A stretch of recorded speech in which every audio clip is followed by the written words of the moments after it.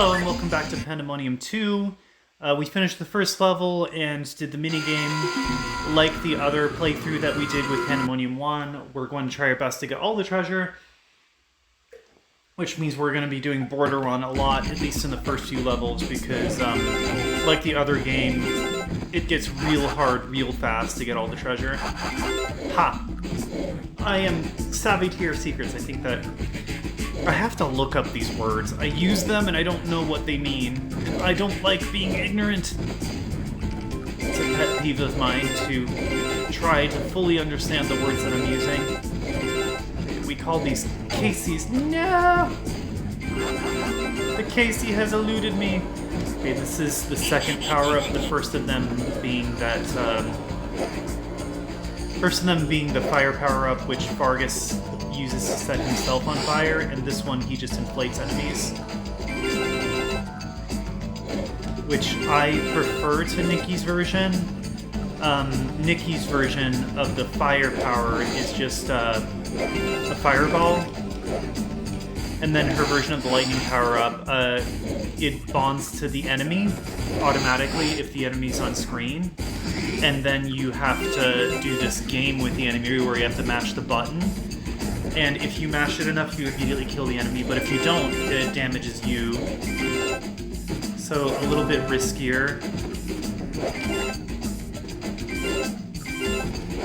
It can be very wonky to control Fargus and Sid at the same time, because Fargus doesn't stop moving when you move Sid. Therefore, you can put yourself in some bad situations if you're not careful.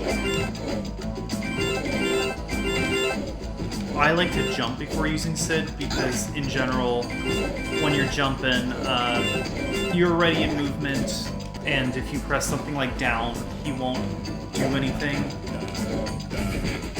I need another lightning power-up. I hope I can grab one because that's going to be essential to getting more of the treasure. Yay! My prayers have been answered! Okay, sir, I need you to get closer. Come hither.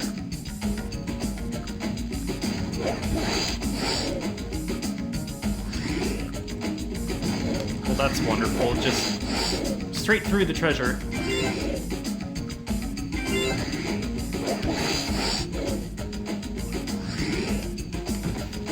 Into the secret. So, lots of somewhat inaccessible areas that you can access easily with Nikki because the game is really, in some ways, designed with her double jump in mind. But this game accommodates a little bit more for Fargus because of... Aw, dang it.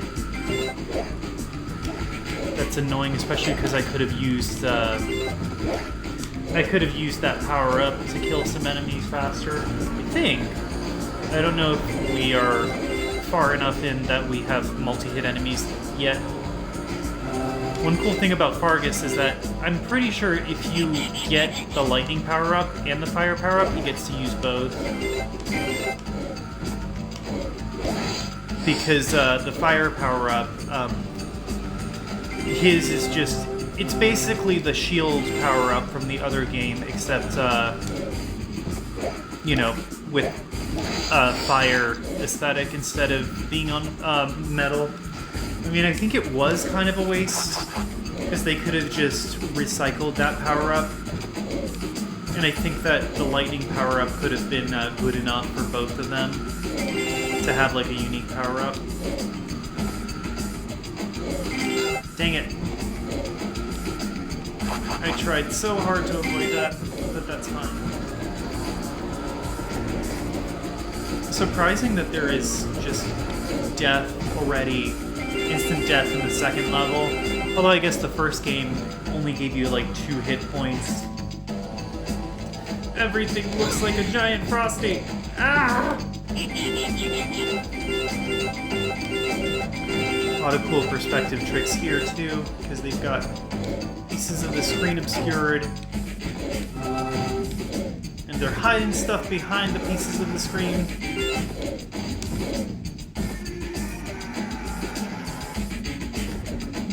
I don't remember if you die outright from that. that looks somewhat sus, so we're gonna try for it. Nope, nothing.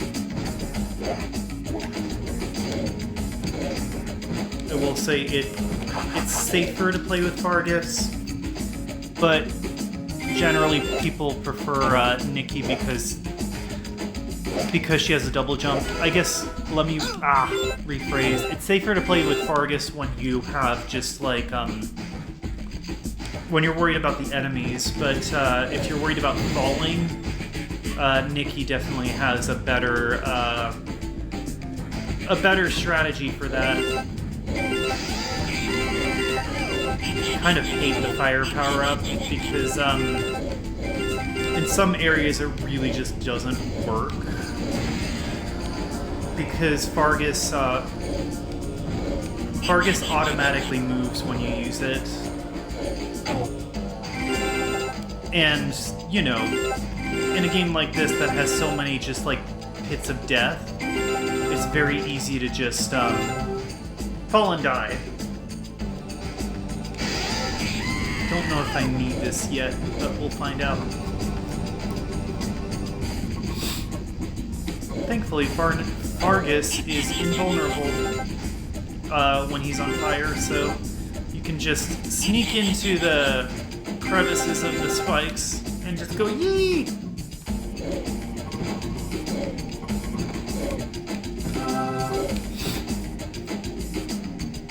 It's like the one section that Fargus has more utility than Nikki does. Because down there, you can just do this. Okay, and that doesn't really do anything.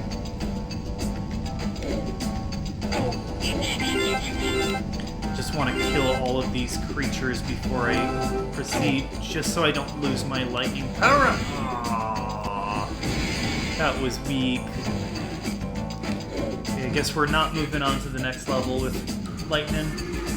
I mean, it would have been a cool thing to carry over, but you can't have it all. I really like the aesthetic of this part.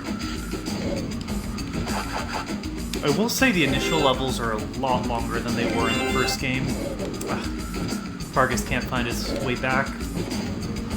This jump's just a little too short.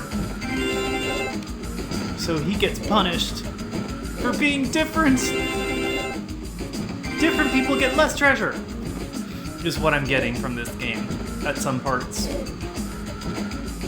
What, you only have one jump? Well, I guess you didn't need those cheese coins. Just proceeds to melt them in the mouth right in front of Fargus. Enticingly! Okay. This part's kind of wonky because it's not super clear where the... it can be ambiguous as to like where you're supposed to actually land on the paths. Treasure! Both Nikki and Fargus can easily miss this, because you can't really make it back with a double jump. I mean, I like that when it's like equally as rewarding or punishing regardless of the character you're using. But Fargus is still punished because that's past that little bouncy part, so... I guess Fargus is just... You have two choices. The right choice, or Fargus...